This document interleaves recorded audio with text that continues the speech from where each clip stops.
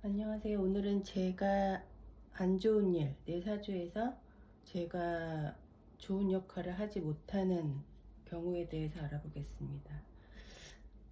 일단 이제 제 격일 때는요, 당연히 격이고 용신이니까 뭐 그렇게 나쁜 역할을 일단은 안 해요. 그런데 만약에 이 재성에서 이제 편제가 투출해서 이렇게 편제격이 된다고 하면 뭐 좋겠죠. 여기 뭐 식상이나 뭐 인수나 뭐 오면은 상신으로 쓸 수 있는데, 만약에 음 이제 이렇게 정제가 또 천간에 있다, 뭐 여기도 마찬가지고 이쪽도 마찬가지예요. 자, 이럴 경우에는 우리가 이제 흔히 말하는 재성 혼잡이라고 하죠. 그래서 이렇게 혼잡이 되면, 재성이든 뭐 관이든 인수든 혼잡이 되면 일단 굉장히 많다고 봅니다. 격국에서는 과다하다고 봐요. 그래서 이렇게 우리가 이제 격국을 모를 때는 이렇게 재가 많으면 뭐 재가 튼튼할 거다라고 생각할 수 있는데, 어, 뭐 너무 강해서 문제가 되는 경우가 훨씬 많아요. 그러니까 만약에 여기서 일간이 무군할 때는, 여기 이제 일간이 뿌리가 없거나 아예 지장간에도 없으면은 이거는 제다 신약이 되겠죠. 그러니까 제다 신약 경우에는 이제 제가 너무 많아서 일간이 그거를 감당을 못해서 생기는 문제가 있으니까. 근데 일간이 일단 여기 뿌리를 뭐 내렸다고 하고 이제 여기 뭐 이렇게 통근을 했다고 해도, 그래도 일단 혼잡은 안 좋아요. 그래서 이럴 경우에는 이제 깔끔하게 한 종류의 재만 투출하는 게 좋습니다. 자, 두 번째로 안 좋은 거는 이제 우리가 그 평간격에서 제가 아주 중요한 역할을 하는데, 이렇게 칠살격, 평간격인 경우는 이제 일단은 이거는 흉신이니까 우리가 이제 역용을 해야 된다고 그랬잖아요. 그래서 이거를 제화하는, 극하는 그런 상신들이 좋은 상신인데, 이게 제가 있으면 재생살 하는 사주라고 그랬잖아요. 그러니까 이거는 파격이기 때문에 뭐 이렇게 용어도 없어요. 그냥 재생살 한다고 봅니다. 그래서 제가 나한테 굉장히 해를 끼치는 평간을 점점 생해주고 있기 때문에 일간이 더 힘들어지죠. 그래서 이럴 경우에는 제가 나쁜 역할을 한다고 봅니다. 근데 물론 여기 뭐 되게 일간이 뭐 되게 강하다, 이렇게 뿌리가 있고 되게 강한 경우에는 재생살을 감당을 할 수는 있어요. 예. 그렇지만 대부분의 경우 이렇게 재와 살이 강하면 일간이 강하지 않거든요. 그래서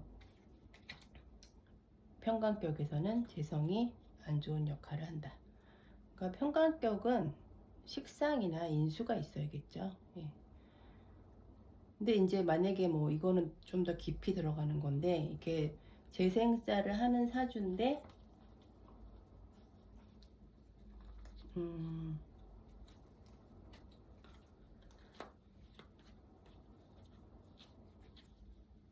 여기 이렇게 시간에, 그러니까 시간에 식신이 있다면은 이거는 괜찮아요.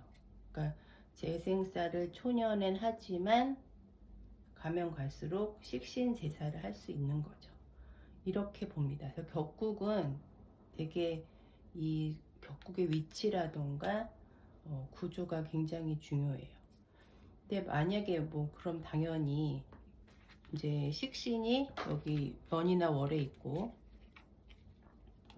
재성이 이렇게 뒤에 있다, 시간에 있다, 이러면 반대겠죠. 그래서 식신 제사를 잘 할 수 있었는데, 일간만 강하다면 할 수 있었는데 이제 말년으로 갈수록 재생살이 강해지는 거죠. 네. 그래서 이런 거를 이제 선길후흉이라고 합니다. 아까 반대 경우는 반대겠죠. 그러니까 선흉 후길, 나중에 길하다, 뭐 이렇게 볼 수 있겠죠. 그래서 요 식신이 요 재를 생할 수는 있어요. 식신생재를 할 수 있는데 일단 조금 멀기도 하고, 일간이 있고 또 월간이 있잖아요. 그러니까 좀 멀기도 하지만 만약에 이제 이런 경우 있을 수 있어요. 이렇게 식신하고 재성이 붙어 있어요. 연월간에 이런 사주가 많죠. 이러면 식신생재도 하고 식신재살도 하는 게 아니라요, 이 경우는 식신생재 재생살을 합니다. 구조가 그래요. 그래서 칠살격은 좀 그 상신이 어떤 게 와 있고 어떤 위치에 있는지가 굉장히 중요합니다. 그래서 일단 뭐 알아두실 거는, 이 칠살격에서는 재가 있으면 재생살을 해서 힘들다, 이렇게 알아두시면 되고요. 자, 그 다음에 제가 몇 번 다른 그 강의에서도 언급을 했는데, 인수격, 이제 월지가 인성인 경우, 아니면 천간에 인수가 투출했다던가, 아니면 지지에 요 월지를 포함해서 삼합이나 반합이 된 경우, 그게 인성인 경우에는 우리가 인수격이라고 하는데요. 자, 인수격은 제가 원래 기신이에요. 예, 그래서 왜냐하면 재극인을 하잖아요. 그러니까 나는 공부하려고 태어난 사람인데 돈이 나를 유혹하는 거죠. 현실에 눈을 뜨는 거예요. 선비가 현실에 눈을 뜨는 거죠. 그래서 인수격은 재성이 기신이 됩니다. 근데 이제 제가 항상 얘기한 거는, 그 만약에 뭐 이렇게 편인이 투출하고 여기 정인이 있고 막 이런 식으로 인수격인데, 이렇게 막 천간에도 인수가 정편으로 투출을 했다면, 이때는 이제 인수격이 맞긴 맞으나 굉장히 혼잡하니까 많은 거죠. 인수과다예요. 이런 건 인수가 태왕하다, 이렇게 말할 수 있어요. 그래서 만약에 일간까지 뭐 여기 뿌리가 있고 막 비대하면은 이 사주는 인비가 굉장히 강한 사주가 되는 거죠. 그래서 이런 경우, 그러니까 정편이 혼잡돼서 천간에 투출한 경우는 제가 이때는 반대로 상신이 돼요. 이 혼잡한 인수를 하나를 이렇게 극해요. 재극인 하잖아요. 그래서 재극인을 해서 얘를 극해서 사주를 청하게 해줍니다. 이럴 때는 제가 나한테 좋은 역할을 하는 거예요. 그래서 이때는 제의 덕이 있습니다. 이런 사주는 그러니까 아버지나 뭐 시어머니나 뭐 재물이나 뭐 부인이나 이런 제의 덕이 있다고 말해요. 왜냐하면 이 제 때문에 이 사주가 좋아졌거든요. 근데 이제 전제 조건은, 제가 저렇게 뭐 투출해서 재극인을 하는 건 좋은데, 그럼에도 불구하고 제가 막 뿌리가 너무 깊으면 안 돼요. 막 이렇게 있고 막 여기 이렇게 있고 막 이런 식으로 제가 굉장히 강해버리면 역시 또 재극인을 합니다. 인수격을 그냥 유지는 하되 좀 혼잡한 걸 막아줄 정도, 그 정도만 되는 게 재성이 좋은 역할을 하는 사주예요. 그래서 이런 사주를 이제 우리가 인다용재라고 합니다. 인다용재. 이렇게 혼잡은 인다라고 그랬잖아요. 그래서 인다용재 사주는 재성이 좋은 역할을 해요. 근데 이제 그렇지 않은 경우는 다 이렇게 인수격인데, 만약에 여기 뭐 이렇게 하나만 이렇게 있다 이러면은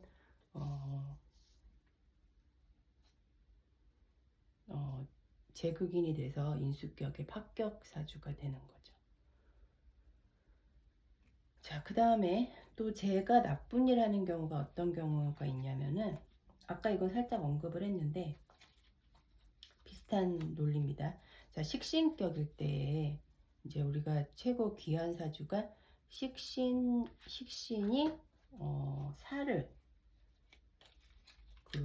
평간을 대사라는 그런 사주가, 우리가 일간만 강하다면 식신대살 사주라고 그래서 되게 훌륭한 사주예요. 그쵸? 그런데 여기 만약에 이렇게 재가 있잖아요. 자, 그러면은 이게 완전히 반대의 경우가 돼요. 이렇게 재운이 와도 마찬가지예요. 재성이 여기 있던 뭐 여기 있던, 그러니까 대세운에서 오던 뭐 같은 논리로 일단 보시면 됩니다. 이렇게 되면 식신이 제사를 하기 전에 식신 생제를 해요. 그래서 제생살, 항상 이 식신이 설사 식신 생제를 하지 않더라도 항상 연월에 붙어 있기 때문에 제생살을 하는 사주예요. 그래서 이 식신이 안 그래도 이 평간을 대살하기 힘든데 제생살까지 얹어진, 재까지 얹어진 제생살을 다 받지를 못해요. 그래서 이런 식신대살 사주에서는 재성이 있으면 오히려 아주 안 좋은, 힘든, 그러니까 내가 내 재주를 펼치는데 그게 결국은 나를 힘들게 하는, 이 평간 칠살은 일간을 힘들게 해서 이게 흉신격이거든요. 그래서 이런 경우는 제가 안 좋은 일을 합니다. 그래서 식신격은 그렇고요.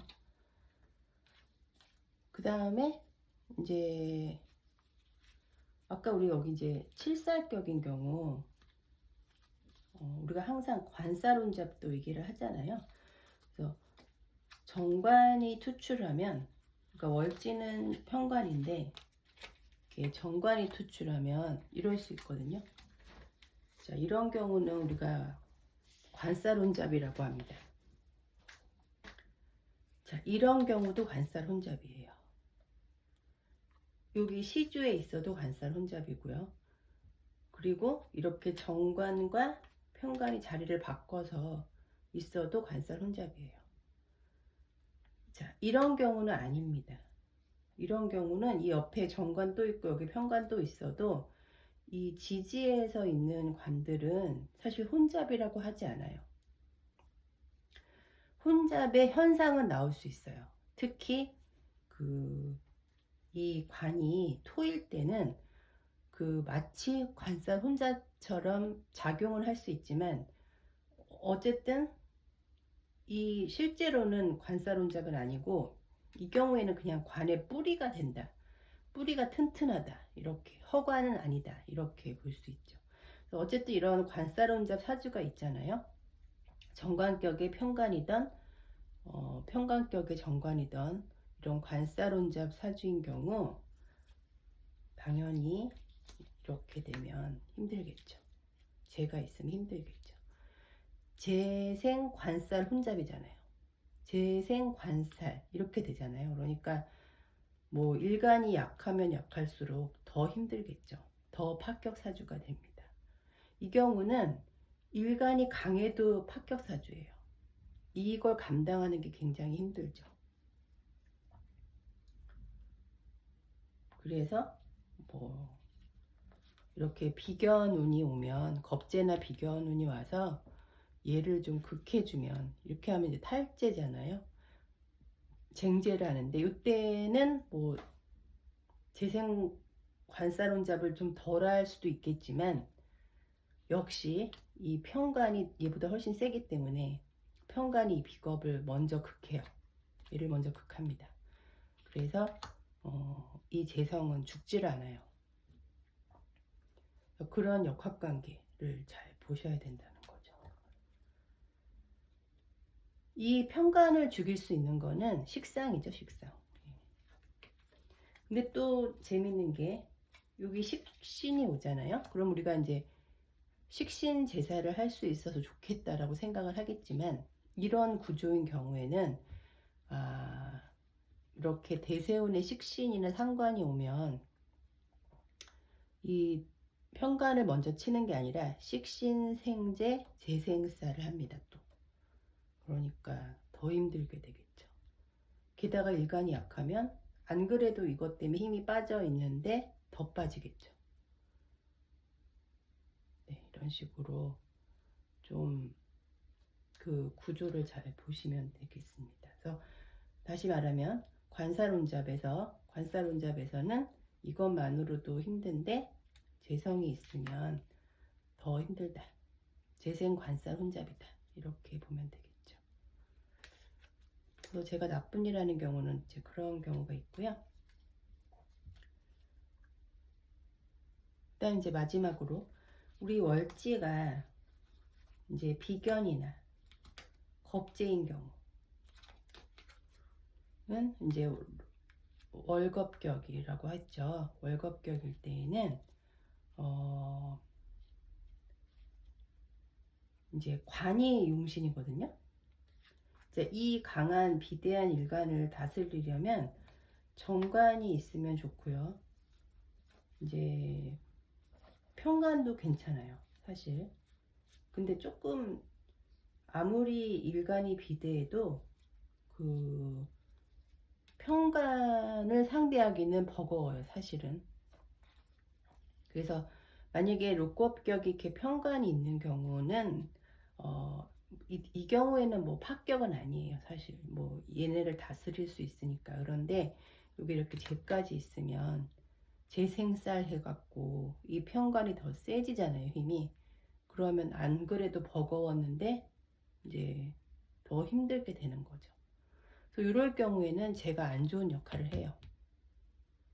여기 양인이어도 마찬가지고요. 예, 여기 양인이어도 마찬가지입니다. 양인일 땐 사실 이 칠살이 정말 용신이거든요. 그럼에도 불구하고 이렇게 재가 오면 재생살을 또 하니까 이 평관이 굉장히 약하지 않은 이상 힘들죠. 안 좋은 역할 하는 거죠. 근데 좋은 역할을 할 때에는 지금 얘기 드린 대로 이 평관이 굉장히 미약하다. 여기 뭐 뿌리가 여기 지장간에 하나 뭐 있다. 이런 식으로 구조가 돼 있으면 그때는 재성이 좋아요. 왜냐면 약한 칠살을 이제 좀 살려줘야 되니까. 이거는 우리가 재생살이라고 안 하고 제자약살이라고 합니다. 예, 근데 재생살은 사실 약간 부정적인 의미를, 그러니까 그 재생살을 함으로써 이 사주 구조에서 안 좋게 될 때를 주로 얘기를 하는데, 이제 우리는 공부하는 입장에서 여기 보면 좋은 재생살, 착한 재생살이라고 보시면 되겠어요. 자, 그래서 오늘은 그 재성이 내 사주에서 좋은 역할을 하는 게 아니라 안 좋은 역할을 하는 경우, 그 경우에 대해서 알아봤습니다. 감사합니다.